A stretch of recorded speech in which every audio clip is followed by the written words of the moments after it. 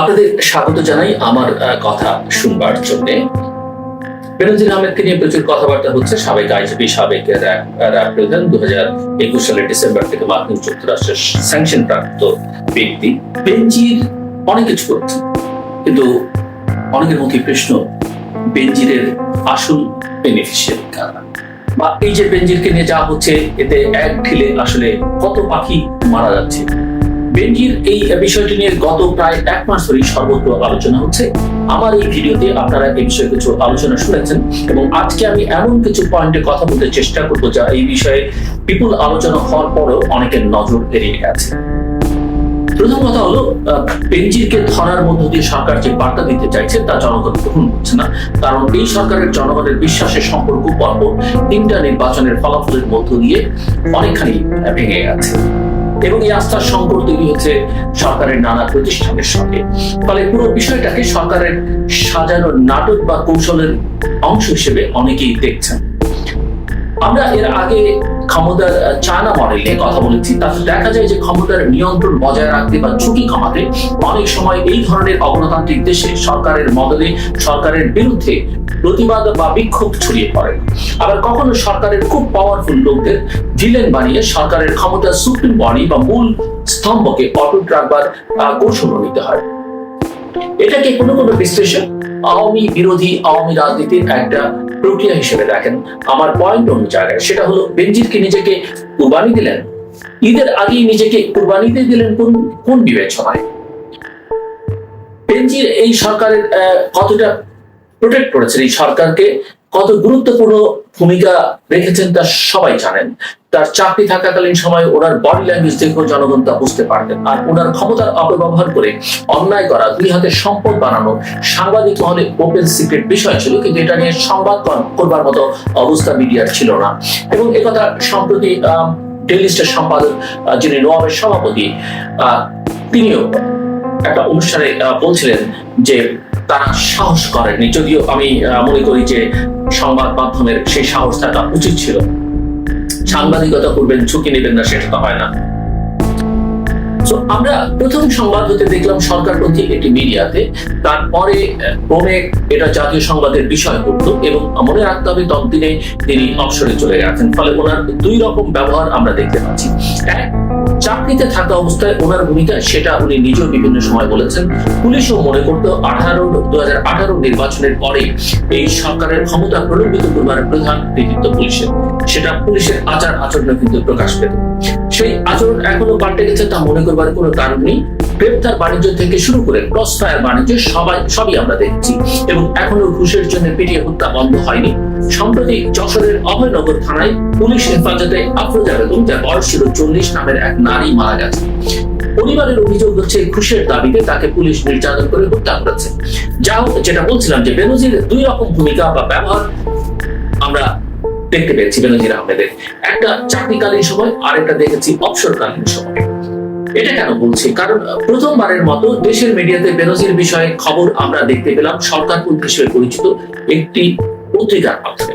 তারপরে জানা গেল তাদের সাথে বেনজিরের ব্যবসায়িক সমস্যার সূত্র ধরে তাকে নিয়ে এমন সংবাদ সামনে চলে এসেছে। এখন কথা হচ্ছে, যাদের সাথে দ্বন্দ্ব তারাও প্রকাশ্যে সরকারকে সমর্থন দিয়েছেন। আর বেনজির সরাসরি সরকারকে ক্ষমতায় রাখতে পুরো প্রশাসনকে নিয়ে, বিশেষ করে পুলিশ প্রশাসনকে নিয়ে ঝাঁপিয়ে পড়েছিলেন। ফলে সরকারের স্বার্থ রক্ষায় কারো ভূমিকা কারো চেয়ে গৌণ, এটা মনে করবার কোনো কারণ নেই। আর তাদের মধ্যে কোনো বিবাদ থাকলেও ক্ষমতার স্বার্থ রক্ষার জন্য তা মিটিয়ে ফেলা একটা ফোন কলের মামলা, সেটা ঘটা করে সামনে এনে ইস্যু বানানোর বিষয় নয়। কাজে এটা মনে করবার সঙ্গত কারণ রয়েছে যে পুরো ঘটনাটাই পরিকল্পনা মাফিক এগিয়েছে। আধুনিক যুগে সেন্সর করবার একটা অন্যতম প্রক্রিয়া হলো নন ইস্যুকে ইস্যু করা। বিখ্যাত দার্শনিক উমার একো মনে করেন, কোনো ঘটনা মাত্রা অতিরিক্ত প্রচারের আলোকে নিয়ে এসে মূল পয়েন্ট থেকে জনগণের মনোযোগ সরিয়ে ফেলা যায়। এটা স্বৈরাচারী আমলের সেন্সর প্রক্রিয়ার একটা কমন বৈশিষ্ট্য। ফলে সরকারের জন্য এটা কোনো ইস্যুই নয়, বরং ইস্যু বানানোর মাধ্যমে কোনো পয়েন্ট আড়ালে চলে যাচ্ছে। কোন পয়েন্ট আড়ালে চলে যাচ্ছে তা বুঝতে পারা জরুরি বলে মনে করি। কাজে এটা মনে করবার যৌক্তিক কারণ আছে যে এই খবর হুট করে মিডিয়ার আবিষ্কার না। এটা একটা সিদ্ধান্তের ব্যাপার। যেহেতু বেনজির আহমেদের আনুগত্যের প্রশ্নাতীত, ফলে তার চাকরিকালীন ও অবসরকালীন উভয় সময়ে ওনার সর্বোচ্চ ব্যবহারটা একটা সিদ্ধান্তের মাধ্যমে নিশ্চিত করা হয়েছে বলেই অনেকে মনে করছেন। কেন এমনটা মনে করবার কারণ তৈরি হলো? ওনাকে নিয়ে খবর প্রচারের 1 মাসের বেশি সময় পরও আইনের আওতায় আনা তো দূরের কথা, ওনার ব্যাংক অ্যাকাউন্ট থেকে শত কোটি টাকা তুলে নেওয়ার পরে আমরা দেখলাম ওনার অ্যাকাউন্টে জব্দ করবার খবর চালু করছে। ওনাকে এবার ধরা হবে এমন একটা আশঙ্কা কারো কারোর মধ্যে ছিল। যখন মনে হচ্ছিল যে তাকে ধরা হতে পারে, এখন ধরে অবস্থা, এমন অবস্থা চলছে। আইনের চোখে সবাই সমান, অপরাধী যতই শক্তিশালী হোক পার পাবে না, এমন বক্তব্য যখন ব্যাপকভাবে প্রচার হচ্ছে তখন জানা গেল তিনি দেশে নেই। এর মধ্যেই তিনি দেশ ছেড়েছেন। দেশ ছেড়ে কোথায় আছেন তাও সরকারি দলের মন্ত্রীরা জানেন না বলে মিডিয়াকে বলেছিল। পরে যখন সাংবাদিকরা মনে করিয়ে দিলেন এটা জানতে পারা তো খুবই সহজ, ইমিগ্রেশনের একটা খবর নিয়েই সব বের হয়ে আসবে, তখন জানা গেল তিনি দেশে নেই। আর কোন দেশে আছেন তাও স্পষ্ট করে বলছে না সরকার। তাহলে চাকরিকালীন সময়ে তিনি যেমন সরকারের উপকার করেছেন, এখন অবসরে গিয়েও উপকার করছেন বলতে হবে। পুরো প্রক্রিয়াটাই একটা আন্ডারস্ট্যান্ডিং এর মাধ্যমে হয়েছে বলে মনে হচ্ছে। এটা অনেকটা সাউন্ড গ্রেনেড ফাটানোর মতো বিষয় বা ফলস ফায়ার অপারেশন বলতে পারেন। সরকার এই যে ব্যাপক অ্যাকশন মোডে আছে, তাও নিজের খুব অনুগত লোকদের উপর এই সংবাদ বিপুলভাবে প্রচার হওয়ার বহুমুখী ফায়দা আছে। সাধারণ মানুষ এইসব অ্যাকশন দেখে ভরকে যাবে, কনফিউজড হয়ে যাবে। একদল মনে করতে থাকবে সরকার আসলেই কঠিন হয়ে গেছে, আরেক দল মনে করবে সরকারের ক্ষমতায় থাকা সুপ্রিম বডি এত খারাপ না, খারাপ হলো তাদের কোলাবোরেটর গুলো, অর্থাৎ সহযোগিতা। ফলে আসল জায়গায় নজরে দেওয়ার সুযোগ তৈরি হওয়ার আগেই একের পর এক ইস্যুর চাপে এগুলো মুখরোচক গল্পে পরিণত হয়ে শেষ হয়ে যাবে। অন্যদিকে এক বেনজিরকে বলির পাঠা বানিয়ে অবনীত বেনজিরকে আড়ালের যে সুযোগ, তাও এতে সহজেই তৈরি হবে। মনে রাখতে হবে এই সময় বেনজির এক্সেপশনাল কোনো কেস না, এটাই এখন ক্ষমতার সাথে থাকা বেশিরভাগের প্রবক্তা। সেই ক্ষেত্রে বেনজির হয়তো সবার জন্য সেভিয়ার বা রক্ষা কবচ হিসেবে নিজেকে স্যাক্রিফাইস করছেন। এই পয়েন্টে ওনার সহযোগিতা ক্রিমিনালদের চোখে তিনি বীর হিসেবে সম্মানিত হবেন, এটা আশা করাই যায়। তাই স্বাভাবিকভাবেই প্রশ্ন যাচ্ছে, এক বেনজির ছিলে ক্ষমতাসীনরা কয় বাকি শিকারের সুযোগ নিয়েছেন। আরো একটি বিষয়ের দিকে অনেকে দৃষ্টি দিতে যাচ্ছেন, সেটা হলো সরকারের ক্ষমতার সহযোগীদের একটা বার্তা দেওয়ার জন্য এটা ভালো কৌশল হতে পারে। তারা যেন সুপ্রিম অথরিটির চেয়ে নিজেদের বেশি ক্ষমতাবান মনে না করেন, সেটা মনে করিয়ে দেওয়ার একটা সুযোগ এতে পাওয়া গেল। কয়েকদিন আগে রাশিয়াতেও আমরা দেখেছি পুতিন নিজে ঘনিষ্ঠ লোকদের বিরুদ্ধে অভিযান শুরু করেছেন, পররাষ্ট্রমন্ত্রীকে বরখাস্ত করেছেন, অনেক উচ্চ পদস্থদের গ্রেফতার করেছেন দুর্নীতির দায়। এটা করবার জন্য তিনি রুশ জনগণের কাছ থেকে ভালোই বাহবা পাচ্ছেন। এখন কথা হচ্ছে বাংলাদেশ থেকে তো অনেকেই অনেক মডেল নকল করে, অনেক বড় দেশও আছে তার মধ্যে। যেমন কিছুদিন আগেই অরবিন্দ কেজরিওয়াল ভারতে বলেছেন যে বাংলাদেশকে কপি করছে বা পাকিস্তানকে কপি করছে ভারত, বিশেষ করে মোদী সরকার। অনেকে রসিকতা করে বলছেন যে পুতিনও হয়তো এটা বেনজির কেস থেকে অনুপ্রাণিত হয়ে করেছেন। যাই হোক, বেনজির ইস্যুকে যেভাবে দেখেন না কেন, অনেকেই মনে করেন এতে ক্ষমতাসীনদের বেনিফিট পাচ্ছে, আর বেনজির তো বেনিফিট পাওয়ার নিশ্চয়তার মধ্যে আছেন দেখেই ধরাছোঁয়ার বাইরে। ওনার বিচার অনেকটা গাছের গোড়া কেটে আগায় পানি ঢালার মতো অবস্থা। জনগণের ভোটের অধিকার যেখানে থাকে না, সেখানে আইনের শাসনের বক্তব্যই শুনতে পাওয়া যায়, বাস্তবে আইনের শাসনে দেখা পাওয়ার কোনো সুযোগ থাকে না। ফলে বেনজির আহমেদ বেশ আরামেই থাকবেন, এটা সহজেই অনুমান করা যাচ্ছে। তিনি এখন কোথাও নেই, আছেন কেবল মিডিয়ার সংবাদে আর মানুষের গল্পে। ফলে এই ঘটনায় এক ঢিলে অনেক পাখি শিকারের আয়োজন যেমন চোখে পড়ছে, তেমনি সবার জন্যই উইন উইন সিচুয়েশন দেখা যাচ্ছে। বেনজির আহমেদের অপরাধ দুর্নীতির সহযোগী হিসেবে 10 জন উচ্চপদস্থ পুলিশ কর্মকর্তার নাম প্রকাশ করেছে ভারতীয় একটি গণমাধ্যম।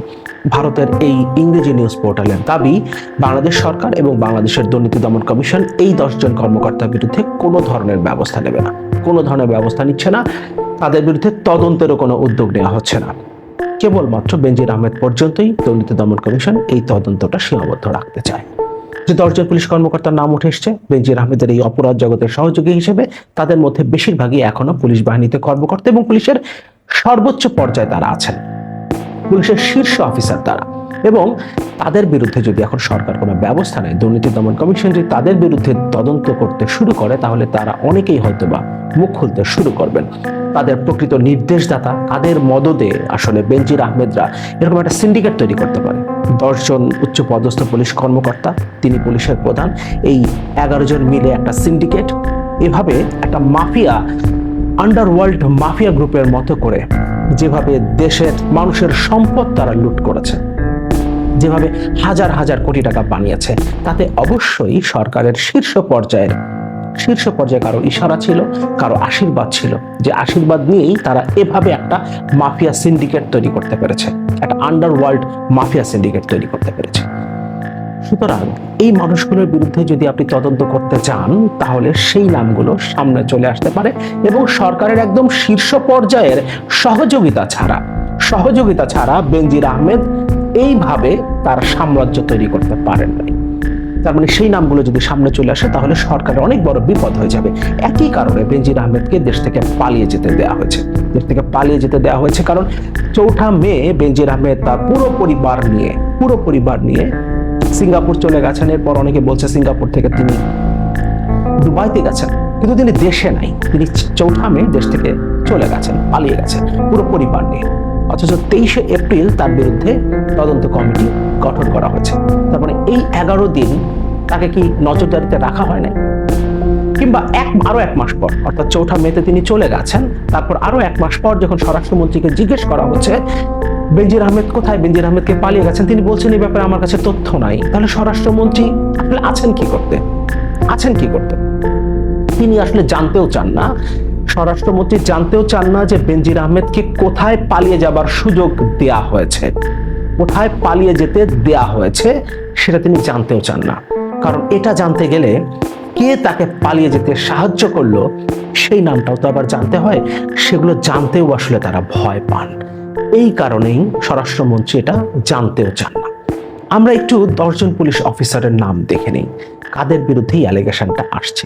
আরেকটা কথা খুব জরুরি, যে 10 জন পুলিশ কর্মকর্তার নাম এখানে এসছে, তাদের বিরুদ্ধে তদন্ত হওয়া আরেকটা কারণে জরুরি। কারণ এই 10 জন কর্মকর্তা বেনজিরের সহযোগী নাও হতে পারে।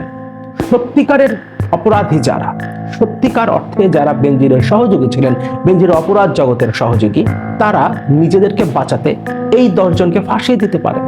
সেটাও হতে পারে, কারণ সূত্রের বরাতে ভারতীয় গণমাধ্যম এই নামগুলো প্রকাশ করেছে, কিন্তু প্রকৃতপক্ষে তারা অপরাধী কিনা, তারাই আসলে বেনজির আহমেদের অপরাধ জগতের সাথে সংশ্লিষ্ট কিনা, নাকি সত্যিকারের সংশ্লিষ্টরা এখন আড়ালে রয়ে গেছে এবং এদেরকে ফাঁসানো হচ্ছে, সেটাও আমাদের জানা দরকার। এই কারণেও তদন্ত হওয়াটা জরুরি। তাছাড়া প্রাসাদ ষড়যন্ত্র, প্রাসাদ রাজনীতি তো আছে, আর বাংলাদেশ নামের এই আওয়ামী সাম্রাজ্যের ভবিষ্যৎ কর্ণধার, ভবিষ্যৎ সাকসেসর নিয়েও তো টানাপোড়েনের কথা আমরা শুনতে পারি। এই আপার লোক ওই আপার লোকের বিরুদ্ধে ব্যবস্থা নেওয়া, এই আপার লোক ওই আপার লোককে বিপদে ফেলা, অনেক কিছুই হতে পারে। সুতরাং সেই জিনিসগুলো আমাদের মাথায় রাখতে হবে। এই কারণে তদন্ত হওয়াটা জরুরি। যদিও তদন্ত হলে সরকার আসল তথ্য প্রকাশ করবে কিনা সেটা ভিন্ন আলোচনা, কিন্তু তদন্ত যদি হয় তখন গণমাধ্যম এটা নিয়ে রিপোর্ট করতে থাকবে।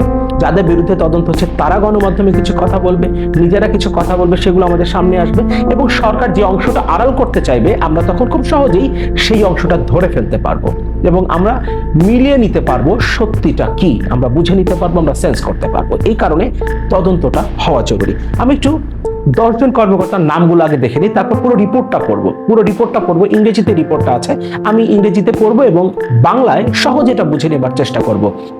পুরো রিপোর্টটা এই কারণে পড়া জরুরি, কারণ এখানে যে 10 জন কর্মকর্তার কথা বলা হয়েছে তাদের মধ্যে একজন কর্মকর্তা কিভাবে বেনজির আহমেদকে সহযোগিতা করতেন, কিভাবে বেনজির আহমেদের হয়ে তিনি পুলিশের মধ্যে ট্রান্সফারের টাকাগুলো তিনি সংরক্ষণ করতেন, সেগুলো তিনি তার বাড়িতে কিভাবে একটা ব্যাংকের ভল্ট সংরক্ষণ করতেন, কিভাবে সেগুলোর হিসেব রাখা হতো, সবকিছুই এই রিপোর্টে উল্লেখ করা হয়েছে। পাশাপাশি স্পেসিফিক ভাবে 10 জনের নাম উল্লেখ করা হয়েছে, সেই নামগুলো আমরা আগে দেখে নিই। However, Ahmed's alleged corrupt practices were fathered by a select group of 8 to 10 senior officers who served under him in different capacities. One of the most notorious is Masroor Rahman of the 20th batch of the Bangladesh Civil Service. Rahman, who is also known as Mullah Masood or Media Masood, now serves as additional DIG at the Sharda Police Academy. এই মুহূর্তে এই Masud Rahman additional DIG হিসেবে Sarada police একাডেমিতে কাজ করছেন। তিনি 20তম ব্যাচের BCS কর্মকর্তা এবং শুরুতেই বলা হচ্ছে 8 থেকে 10 জনের একটা গ্রুপ ছিল, পুলিশের শীর্ষ কর্মকর্তাদের একটা গ্রুপ, যাদেরকে নিয়েই বেনজির আহমেদ তার এই অপরাধ জগৎটা পরিচালনা করতেন।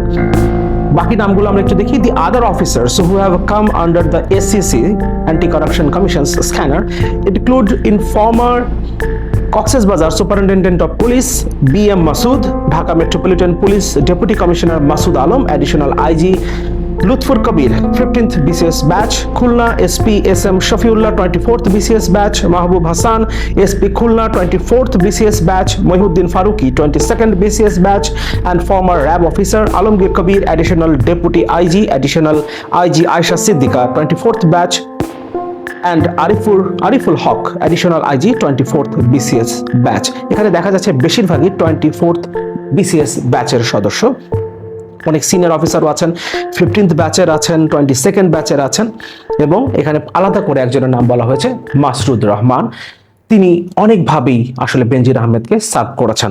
এই রিপোর্ট অনুযায়ী আমি আবারও বলছি, এই রিপোর্ট অনুযায়ী এমন হতে পারে তাদেরকে ফাঁসানো হচ্ছে, এটাও হতে পারে। এই কারণে আমরা চাই এই 10 জনের বিরুদ্ধে তদন্ত হোক, তাহলে আমরা বুঝতে পারবো সত্যি তারাই দায়ী নাকি তাদেরকে ফাঁসানো হচ্ছে। রিপোর্টটা একটু দেখি। 8 to 10 Bangladesh police officers fed former IG Benazir Ahmed's corrupt ways, sources alike. Bangladesh ex-IGP is said to be on the run, but there is no definite